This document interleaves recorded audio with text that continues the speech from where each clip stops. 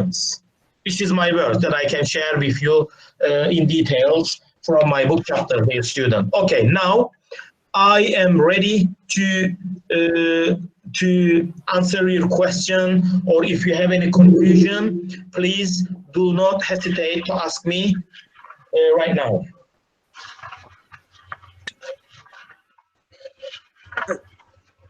Question or? Yes, please. So I'm thinking, right, so when an organization creates like different departments, which will be the knowledge management department, the people who will be running the knowledge management department, like will they, because I feel like, okay, for them to run it, they have to know all aspects of the organization. Yeah, yeah. So, and that of course has to be like a continuous learning thing. So like, I guess the question is, how would they manage to run the department or be learning about the organization from every other department? Dami, the answer is very easy and very simple. You should get support from your top management, that's all. If you are able to be supported by the top management in your organizations, it's going to be very easy to establish a separate knowledge management department in your organization. So, in our university, we have innovation center. So innovation center is also following all those processes that I have explained you before within this session. So, first of all, you have to explain very clear. You have to submit very clear requisites to the top managers to persuade them to come with your ways in order to do that. For example, what are the reasons should be explained very clearly to the top managers, that what was the reason we should to change. Not only global factors are there we need to change, but also the other internal factors, because I think we already lost our competition capacity with our rivalries, you should say. So day by day we are losing our capacity of customer as well. So we have to expand our revenues, because investing knowledge is, and to return on investment of knowledge takes too long time. It's not just like the other assets in your organizations to get very quickly response, quickly return on investment in your organizations. That's why very obvious clarifications you have to write down step by step into your top managers to do that. You catch my point, what I mean? Yes. So getting support from the top management is essential in this process. And the second, we also need to persuade our employee to do that as well. Because sometimes, yes, very compulsory, you can let your employee to share their knowledge, but sometimes it is willing to share your knowledge in your organizations. That's why within the cultural system, you have to establish a well clear reward systems in your organizations to persuade your employee into this way. Okay? Okay. Yeah, that's the answer. I don't know if it is more clearer in your mind or not. It's clear. It's clear. Thank you. Yeah, other questions, the student, I'm ready to answer, because by accepting your questions one by one, I think we are going to increase our level of understanding about building the knowing organizations together. Yes, please. Professor, any question, guys? Do you hear me? Yes, we are hearing you, Shivana. Okay, Professor, I have a question, if I may ask, regarding the 4 minutes that you've suggested for the to transferring the learning organization to knowing organizations. do you suggest that these merits can be applied in public sector as well? Because in the chapter, I've seen several times the firms and companies.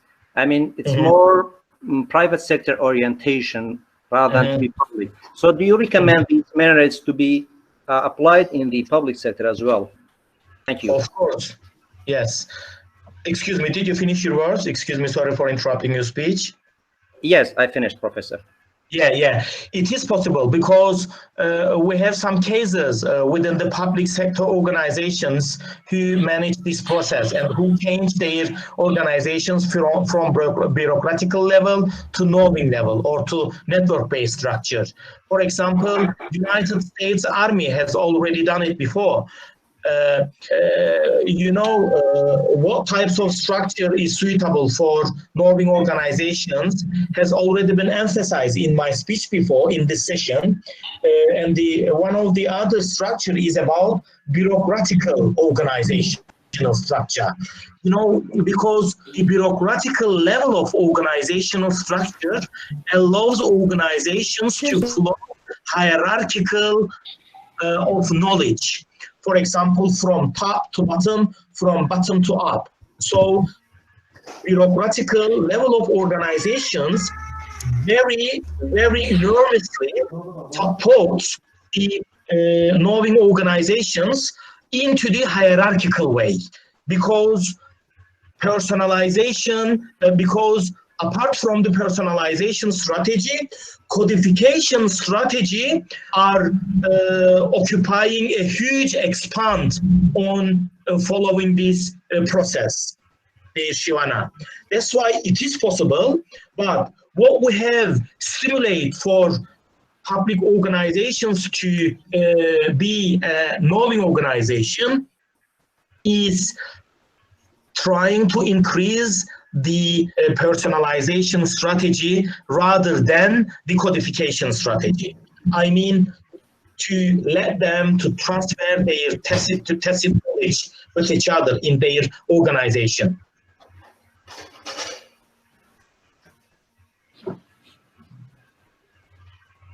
Did you catch my point, Shivana? Yes, Professor. Thank you very much. Yes, I got it. In your mind? Is it clear in your mind? Yes, of course. Thank you. And the others as well? Yes. Yes. Okay.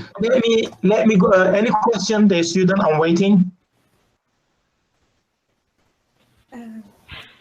Hocam, actually, I have a question. Yes, I'm still thinking about Dami's question, but now I'm thinking in another way. For example, if you are a manager and you want to change your organization, so of course, first you need some budget to establish something, but which type of people you should hire to come and work in this section?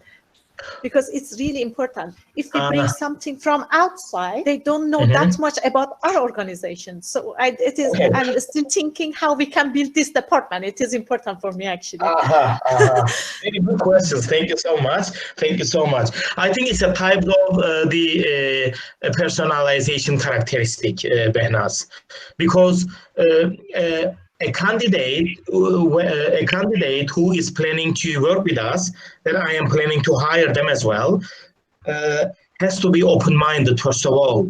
So you have to make sure during the interview process that you're going to hire them into your organization, you should pay attention how he or she is open-minded, how he is willing to share their knowledge, how he is willing to create his or her own knowledge in the company.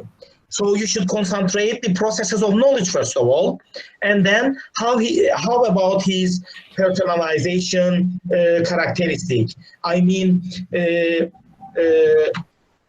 mostly the introverts are taking a risk for hiring in this process because they are going to hoard their knowledge. I don't think so that the introverts are going to be willing to share their knowledge. But on the other hand, extroverts are going to be very willing to share their knowledge, both their tacit and explicit knowledge in the company. So during the interview process in the organization, you should concentrate on some types of the personalization characteristic. Okay, so they have to be open-minded, they have to be extroverted, they have to be socialized, and so on. That's why the types of the personalization characteristics are going to give us some clues about this process.